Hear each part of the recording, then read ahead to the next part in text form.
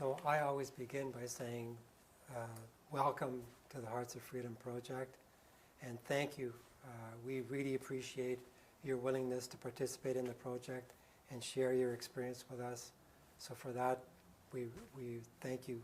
We appreciate it. Yeah, it's a pleasure to be here also. Okay. So let me begin by asking you your name, please. My name is DUC PHAM. Okay. And where were you born? I was born and raised in Saigon, South Vietnam. Okay. Do you have memories of your childhood and your adolescence when you lived in Saigon? Yes, clearly, because growing up during the war, and it's become the day-to-day, and then sometimes that unconsciously we don't think about that, but it's just happen around. You worry about getting hurt. The war that's going on, the people getting hurt, getting killed, and it becomes the instinct that you don't look too far ahead of your future, just day by day, actually. So I'm assuming you would have gone to school during that period? Yes, yeah, Okay. Go to school and then high school, and was in the second year of the university before the war ended. Okay. Did you have a number of friends when you grew up? Did you play a lot of sports, that type of thing? A lot of friends during high school. High school is high school. Yeah. And I play in volleyball for my school team, just because of my size, I think. And participate in a lot of activity with the school. And of course, you know, it's most of the time, as everybody know, in high school, it's mostly about friends and Right. around friends. Yeah. And what type of work did your father do? My father worked for the South Vietnamese government Okay. at the Ministry of Labor. Okay. And your mother? My mother worked as a maid for the American at the time when Okay. Before they withdraw. Okay. And did you have brothers and sisters? I have one younger brother Okay. and one younger sister. Okay. So you were the eldest. That's correct. Okay. So at one point, as I understand it, in your 20s, you were pursuing your university education. Yes, that's correct. And but you didn't have a chance to complete it. No. Okay. After the war, things got getting really bad. My dad, because of being working for the South Vietnamese government, so obviously he lost his job, Okay. along with all the pension it's supposed to have.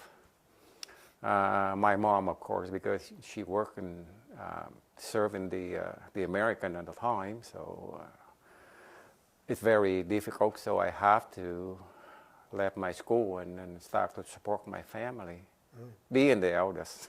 Right. So it became a situation where there was less money than before, and it was more difficult to pay for your needs? Was that the case? There's a certain time that we don't have food on the table. Okay. The basic staple wasn't there, and that in general, not just apply in my family, and my family is even more difficult because we consider we were poor during the war, so okay. And after the war, it's getting even worse. Okay. So at one point, I'm going to assume that you made the decision, I need to leave Vietnam. That's correct. Yeah. Okay. And how did you make that decision? Did you make it with your family, by yourself? What happened? I did make that decision with my family, but because they totally supported me. I was in jail from 1978 to 1980. So after I get out of jail, I become the second-class citizen. I don't have the right to vote. I don't have the right to do anything. And at the time, I think that I become the liability to my family. So the only way to get undo that situation that I have to find out another way by escaping. And as ridiculous as that sounds, I'm willing to die in the sea, so I won't bother, I won't be the burden with my family at least. And if I successfully in escaping, I could be the main support to my family to get over the difficult time. Okay. Can I ask you what the circumstances were that you ended up in jail? Growing up in a poor family, so I don't have a lot of choices to go into the university. I have to pick the university that will provide me with bursary or salary. Mm-hmm. So one of the university I ended up with, that the institution to belong to the South Vietnamese government to train the people to become the middle management civil servant. So automatically I become suspected as the enemy of the new regime. Okay. So for that reason they just decided, let's put him in jail. Okay. So 78 to 80 you're in jail, and you come out of jail and then you say, I'm leaving Vietnam. Yeah, try to imagine that you live in the country, then everything is restricted, from your movement to the right to vote, or if we call that the freedom, or anything else. Like you must constantly watch because you're not desirable. You will become the persona non grata of the new regime. So, Right. so the only way that you have to get out, I have to get out. Yeah. So how did you come to the decision to leave? Did you do it by yourself, with your family, with your friends? We cannot afford to have the whole family, so like I mentioned it earlier, I'm willing to risk my life in the sea. Just if I ended up dying in the sea, at least my family, I'm not become the liability for the burden for my family. So you decided to leave by yourself? That's correct. Okay. And can you describe the steps that you went through to leave, please? That's always the people try to organize to get out of the country. So I get in contact with one person, and because I don't have anything to contribute, so I have to do whatever they ask me to do in order to get the spot on the boat to escape. Okay. But to get from, because you would have been in Saigon at the time. That's correct. So to get from Saigon to the shore, to get to the boat, how did you get there? Did you take a vehicle? Did you walk? Did you? I did it on the back of the motorcycle, okay. And a lot of evasive moves just to get around the checkpoint and all that, and finally getting down to one of the province in the western South Vietnam. Okay. And was this a motorcycle that you owned, or? No, I have to go with another gentleman. Oh, okay. We are in it together. So. Okay. Oh, so the two of you are on the motorcycle, Yeah. and you're having to navigate through A lot the of country checkpoint, and avoiding we don't have checkpoints. any paperwork or any thing to prove that to get, because you have to be approved from the government to move it from one place to the other. Oh. So you had to do it undercover. Yeah, that's, if you can say that. Okay. So so you rode the motorcycle all the way to the shore.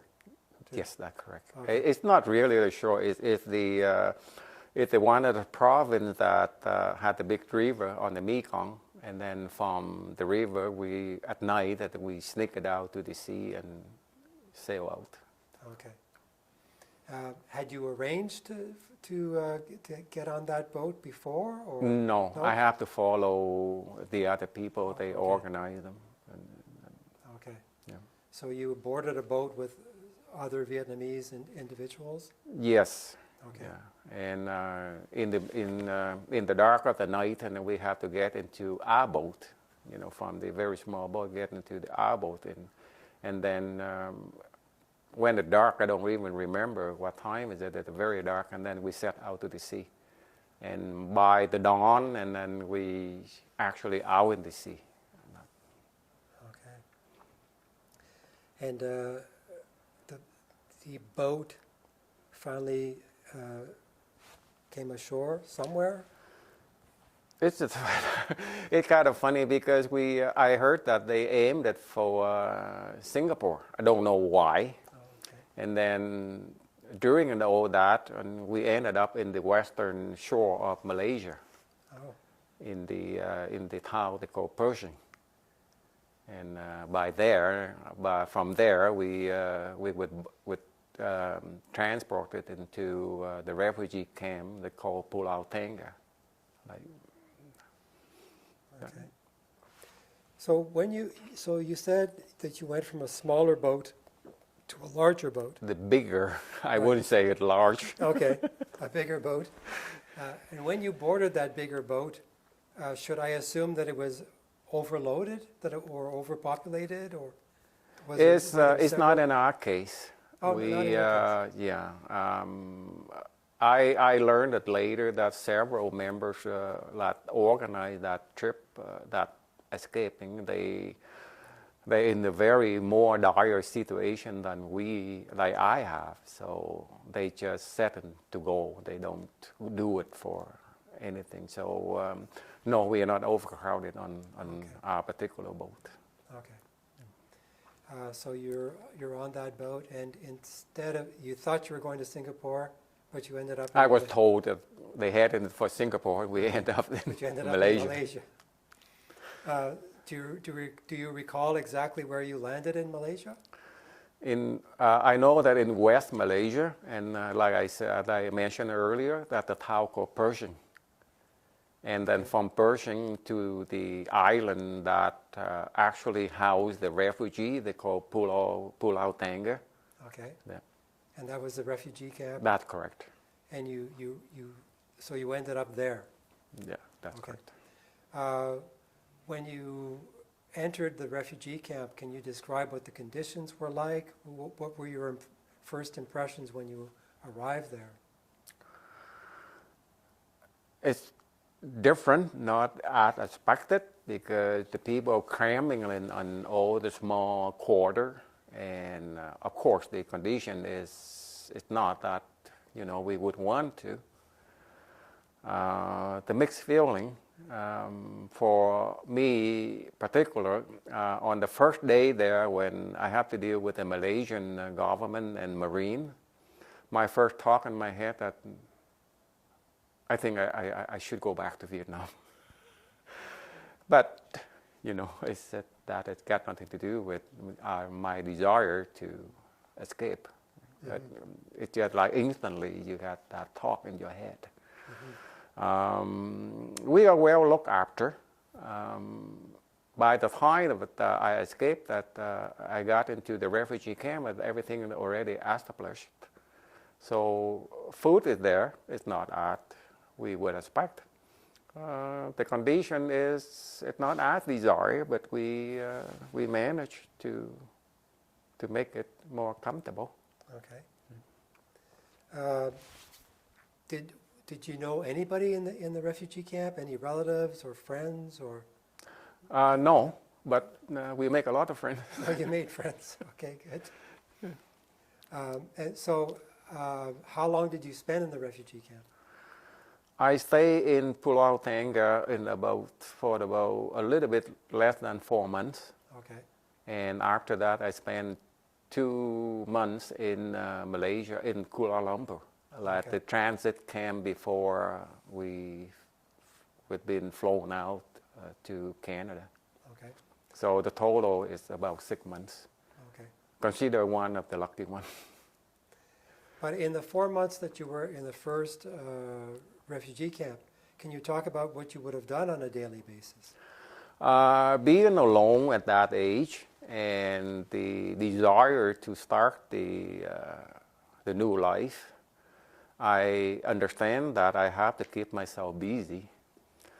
I keep myself busy by working for the camp as the, believe it or not, interpreter. Oh. Speak a little bit of English at the time. Teaching English for the people that already have the settlement ahead of them. So helping out with setting up, believe it or not, a daycare on the refugee camp for the people, for the family with the small children. Mm-hmm. So that alone, that keep me busy all day. And at night, I would go to the library and learn English. Okay. Learn about Canada. Playing a lot of volleyball. Swimming. Okay. Just to adapt. Okay. And survive. So there was an area in the camp where you could go and swim? It's the island. Oh, that's right. Okay. It's an island, so surrounded by water. Yeah. Of course. Okay. And had you learned English prior to arriving in Malaysia? In high school. In high school, okay. So you had a knowledge of basic English? A basic. Okay. Yeah. Okay, so you arrive in the refugee camp, you keep busy by teaching English, helping with a daycare. Or the activity during the other day. activities. Yeah. Okay. And then you said you spent 4 months there. That's correct. During the time in the refugee camp, did you ever have an opportunity to meet with any immigration officials to explore the possibility of going to a new country? I dealing with a lot of delegation from the U.S., okay. Canada, Australia, and some from the Scandinavian countries. Okay. Yeah. Because I work as an interpreter. Right. So I get to know them, and even the Malaysian officers. Right. And at that time, you were still 25 years old? That's correct. Okay. And what were the circumstances that led to you leaving the camp after 4 months? How did that happen? I was interviewed by the U.S. delegate, and I expressed my appreciation, but I also expressed my desire to be resettled in Canada. And then what come next is when the Canadian delegate came in and they interviewed me, and they accept me for the resettlement in Canada. Okay. So they arranged for you to leave the camp? That's correct. To go to the second camp?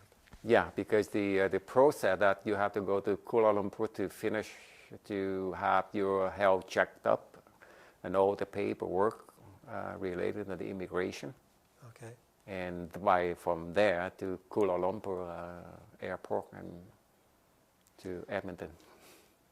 Did any of the individuals who were in the camp with you that you befriended, did any of them go with you to the second camp? Yes, yeah. Okay. A lot of people. So you still had people that you were familiar with? Yes, that's correct. When you made the transition? Yeah, and some of them even settled in Toronto, and we met it up after that. Okay. So you continued your connections. Yeah, that's true. Okay, so then you're in the second camp. Was there a difference between the second camp and the first camp? Or? It is, because it's smaller. Okay. It's more restrictive. You're very restricted at the moment. You just stay there, and then more anxious because now that you start in the process, we have to go through all the medical checkup.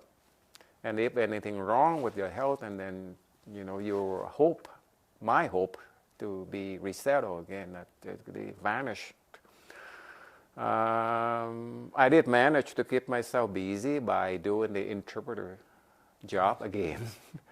And because my little English was helping me, so sometimes that I get to go out to Kuala Lumpur, mainly to the hospital when the need arises for my translation and all that. Right. Okay. Before I go further, I'm interested in the comment that you made earlier. You said that when you first arrived in the first refugee camp, for a period you thought to yourself, oh, what have I done? Maybe I should go back to Vietnam.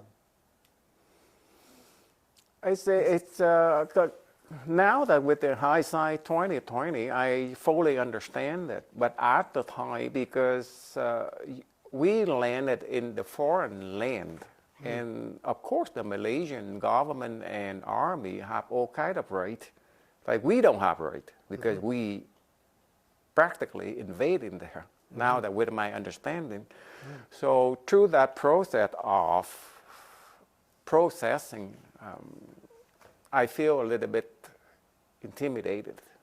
Right. And it's. But after that, you get over that because you understand that it's their land and they have all kind of right to accept or refuse or do whatever they want. And if you ask me if I appreciate them, yes, I do. I come now, but at the time, yes, I feel a little bit like take back and intimidating and a little bit, or what should I say, not too comfortable. Right. But obviously you were able to overcome your feelings and decide to pursue It's your... funny about that, the funny thing about that, because again, it's my little English, so I have to go with an officer of the Malaysian Marine to do the search and interview and interrogation and all that. And I become friend with him. Okay. So it's a little bit, the thing had changed there. Right. You became more comfortable as a result. That's correct. With your decision. And then, I live in the refugee camp that under control with the Malaysian government, and then one of the officer of Malaysian Marine Force, and my friend, and I just cross the barrier and go. Sometimes he just want to chat, and we just go there and have a chat, and he will wave it off, and nobody going to check me or anything. So by the time you reach the second camp, you know that you're going to Canada. Oh, you have to get accepted by the Canadian government before they transit you into the second camp in Kuala Lumpur. Right. Yeah. Okay. Everybody in that camp and they are waiting to go to be resettled in Canada. And in that process of waiting, you were waiting for what? To see your name on a list, or to? You go through all the medical tests, and then they will come out with a list, and they tell you that you get ready because at that time and that date, the bus will come, and they will transport you to the airport. Okay. Yeah. While you were in the first camp and in the second camp, were you thinking about your family? What was happening with them? Very much so. Couldn't have the courage to establish to get to connect with my family because for the afraid that they may get into trouble with the regime at the time, knowingly that they have a member in their family that's now that live in the border. So you had no opportunities to communicate with them? I could through the third person. I would try to send a mail out to the other person I know or my family know in the state or in Canada or in Australia, France, and then from there, it's usually that the country that consider less threatening to the government of Vietnam of the time, like France or Switzerland, and then the letter from those countries going to Vietnam that, you know, it be treated a little bit different. Okay. True or not, I don't know, but at the time, that's what Right. we're dealing with.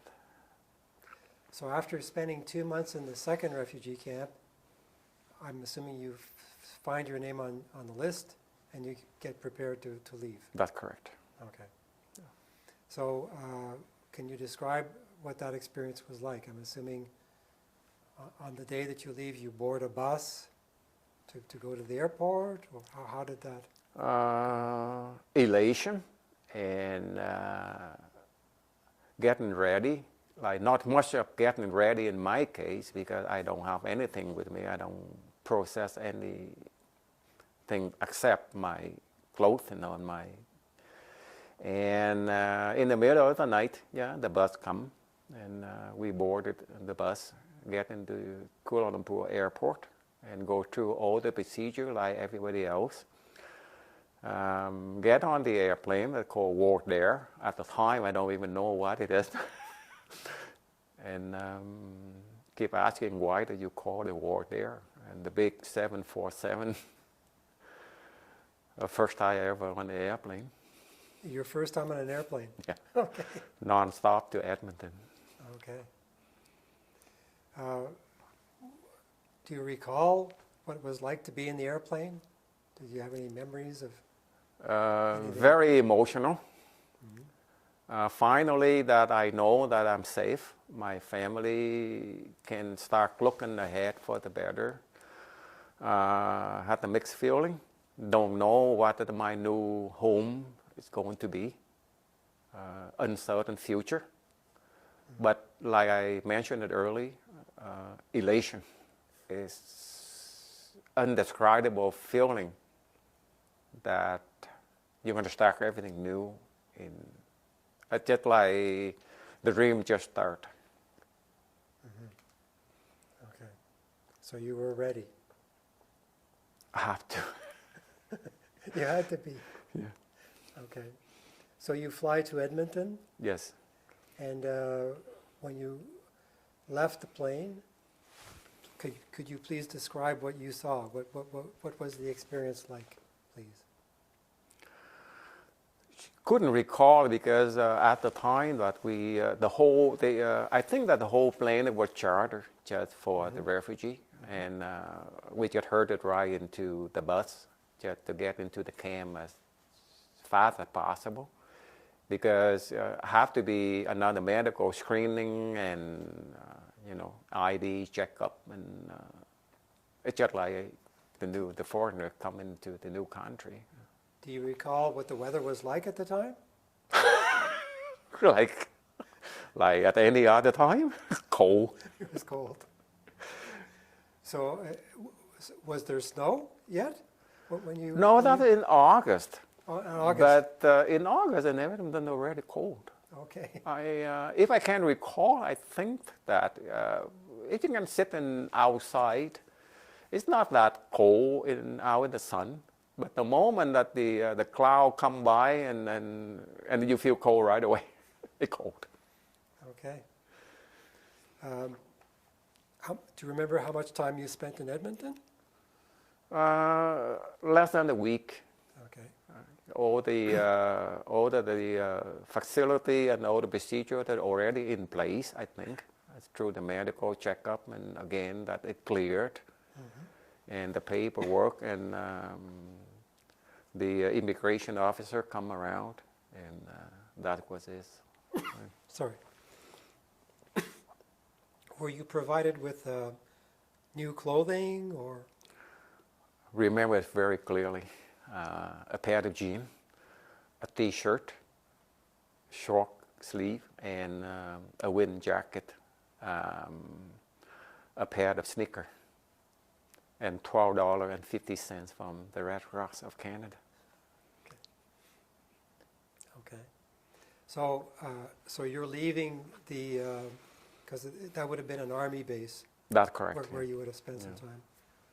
After the four days you were there, you're leaving with new clothing and $12.50 in your pocket.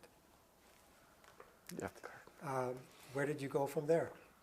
I was called up to go to, like I mentioned it earlier, to the small town outside of Saskatoon. But at the time that when I have the phone call with the friend of mine in Toronto, I found out that I have the private sponsorship in Toronto. So I brought that information to the Canadian officer the next day, and I have the choice to. They actually want me to go to Toronto because that private sponsorship. I think at the time that would be light enough for the government sponsorship to provide more space for the people. Okay. I think. Do you know if you would have been sponsored in Saskatoon? That would be under the government program. I see. Okay. Yeah. Whereas if you went to Toronto, it was a private sponsor. That's correct. Okay. So you chose to go to Toronto. That's correct. Okay. So can you describe what that experience was like? You obviously flew from Edmonton to Toronto. Again, a lot of emotional, and the impression that I learned about Canada a bit when I started, and I decided to resettle in Canada, but I couldn't believe that how vast, how big the country is from above looking down. Mm-hmm. Landed in Toronto, and everything is new. Didn't even know how to operate the hand dryer in the washroom. First time I see the conveyor belt coming out with all the baggage. And the friend of mine that he picked me up at the airport, and we have a conversation there for a long time because he thinking that I'm waiting for my baggage. He didn't know that as a refugee, I only have the set of clothes on my back and $12.50 in my pocket. And then finally we found out that we don't have to wait for the baggage, and we get out of the airport. Okay. And the friend who picked you up, how long had you been friends with this person? Did you know him in Vietnam? We went to the same high school together back in Vietnam. Okay. But he left the country in 1975. Okay. At the end of the war. And you were able to reconnect with him? That's correct. Okay. Yeah. So you go off with your friend. What happened from that point? I stayed with him for the short period of time before I found my own place to start it all over again. So I had a big help there, just for the start. Somebody there already, so. So how was it that you secured your own place? Had you started? Did you have more money besides the $12.50 that you had? I start working right away. Oh, okay. Like I think that 2 days after that,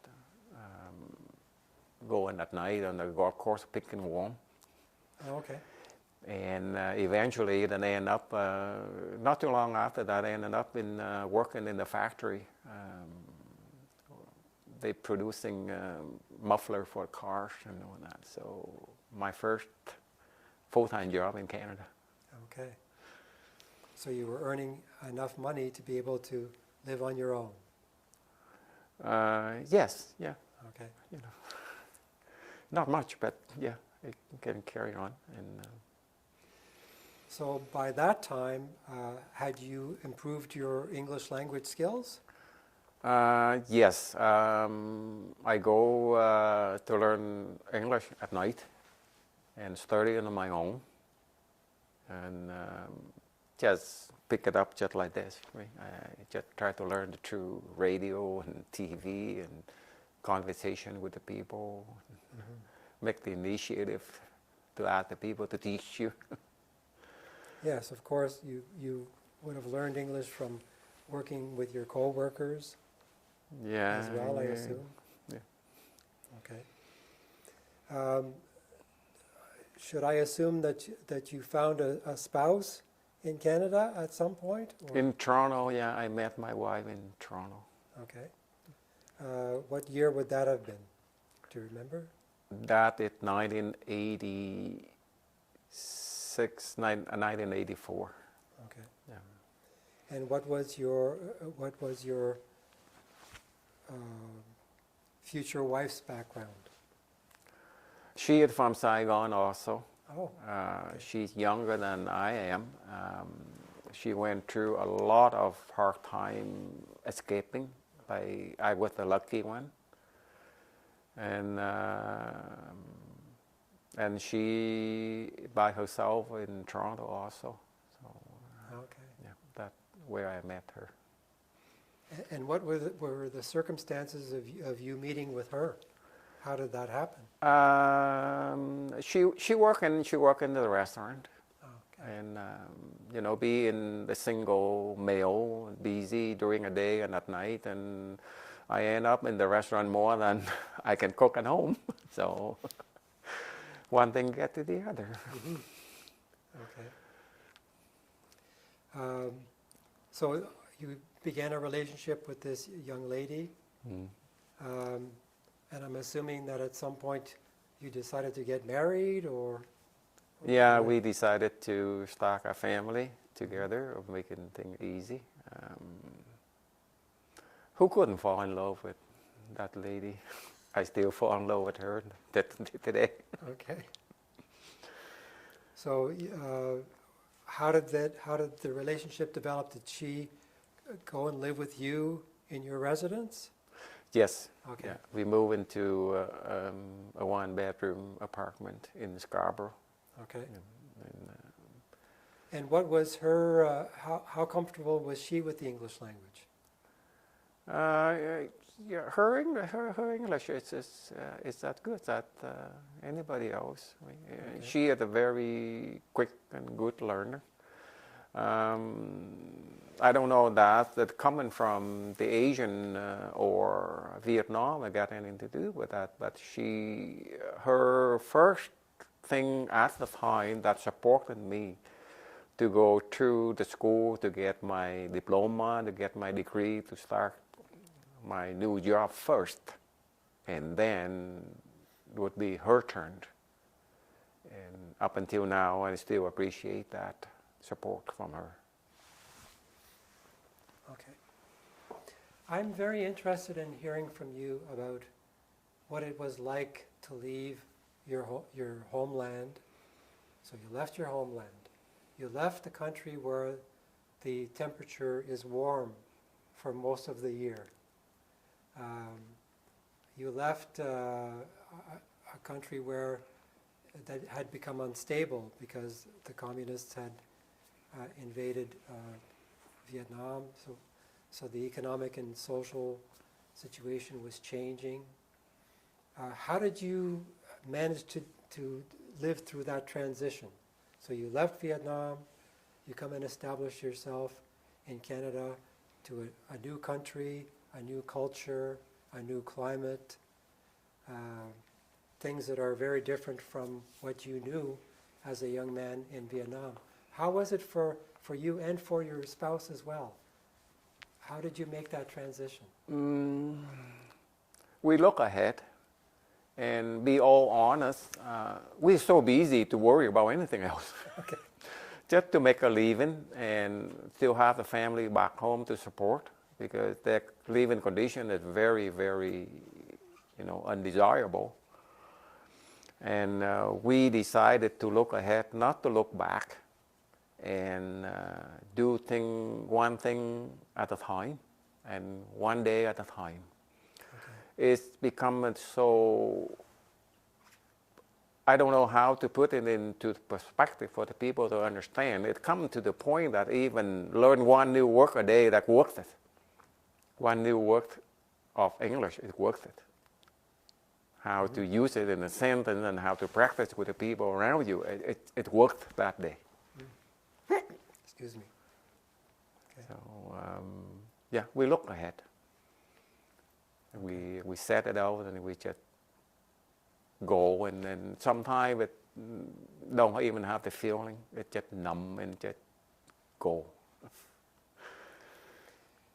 During the period when you were making your transition to live in Toronto, were you and your wife able to stay in contact with your families in Vietnam? Yes, at the time that we still correspond and through the mail. Okay. So my next question is, I'm assuming that you had a family. You had children at some point?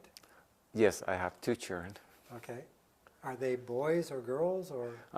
The older one is the girl, okay, and the younger one is the boy. Okay. And I also have a grandson. Oh, so your children have already Yes. married with their own families. Yep. Okay. So what was it for your children? Obviously, the experience was more normal because they were born Canadians. That's correct. So they certainly their experience was very different from yours. Did you ever have opportunities, you and your wife, to talk to your children about what your lives had been like? Yes, we did. Not the whole story. It limited because I don't want them to hear about the difficult that especially my wife had to experience it when she was on the boat. Okay. Over to the Philippines.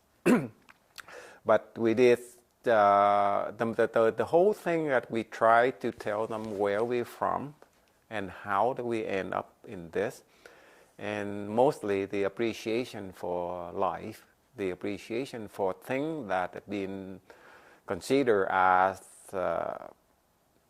things that you take for granted. For example, curfew.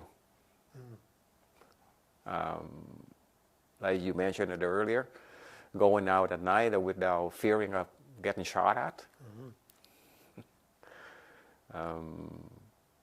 Never have to worry about where the next meal comes from. Yes, we did talk to our children and our grandson, okay, but in the limited way because I appreciate every single day in my life because my children and my grandchildren, they don't have to experience what we have gone through. So.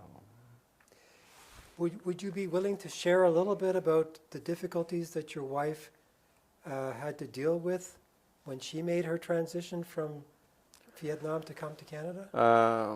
Her boat is overcrowded. Okay. They lost in the sea so many days, so they ran out of food and water. And the people died in front of her. And through all of that, and luckily, then finally they landed in the Philippines. That's where she spent her time now. I still have the difficult up until now to listen to her story because from time to time she needs to talk about that, and I still have the very uncomfortable feeling hearing that. Okay. So that's the reason why that we never share that with our children. Right. We try not to. Because when she made the transition to Canada, she was by herself. She had no support. That's correct. Yeah. But she made it. Right. Good. Okay. So if I come to present day, your children pursued their education, obviously? That's correct, yeah. Okay. And they found spouses, and one of your... Yeah, both of them are married. Yeah. My daughter married to an Irish Canadian. Okay. And my son married to an American from Eugene, Oregon. So a true Canadian, you know, from every place, every corner of the world. So. Right. And do your children still live in Canada? Both of my children and my grandson are in Toronto. Oh, okay. when we decided to move to Vancouver in 2005. Okay. And let me ask you a little bit about that. So how was it that you made the decision to leave Toronto to come in and settle in Vancouver? I always want to move to Vancouver Okay. because of the beauty and the climate. And on top of that, at the time that the company I worked for, they have one of the bigger contract to build the Canada Place that would eventually use for the 2010 Olympic. So I took that opportunity to come out here to work for the same company again, and just to try out to see, and then we never left. And you're happy, your wife was happy to go along? Yes. Okay. Probably the being an Asian and a Vietnamese, so you know, whatever I decided, she always supported. It's hard to leave the children, even they become an adult, you know. Right. But I'm assuming you have opportunities though to meet sometimes with your children and.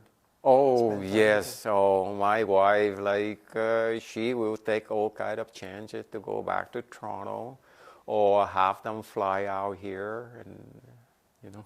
Yeah. Okay. So at this point, what I'd like to ask you is, when you look back on your life as a young man, and you think about your life today, and everything that you went through to get to this point, what is it that you reflect about that? What remains with you? Very unfortunate. During the war, you don't even know. There's the saying among us, like we don't think that we even live to see our 30th birthday, because the war is going on all the time. You don't get killed, get shot, and you get conscripted, and you become the soldier, and things gonna happen. And it's fortunate. It's just like a new life, and it is the new life. Everything is just different, and then you starting on your own. I was lucky, but fortunate enough to start it all over again at that age, even still young at the time. Come to appreciate the life, come to understand the different and the culture and the mentality. I don't know, let's put it this way. Would I be willing to open my home for the stranger? I cannot give you the definite yes or no. But here I come, like I mentioned it earlier, empty-handed, bare hand, don't have any possession, doesn't have any skill to offer. And I was offered the opportunity to start my life again. And that remained up until now, going down to my children and my grandson. My grandson, my son, every year he raised quite the bit of money for Ronald McDonald House in Toronto. Okay. And we don't think that we have to do that just for ourselves. We think that just the obligation that we do. My daughter runs CN Tower for charity. I am the big brother because I just want to help out one young man at a time.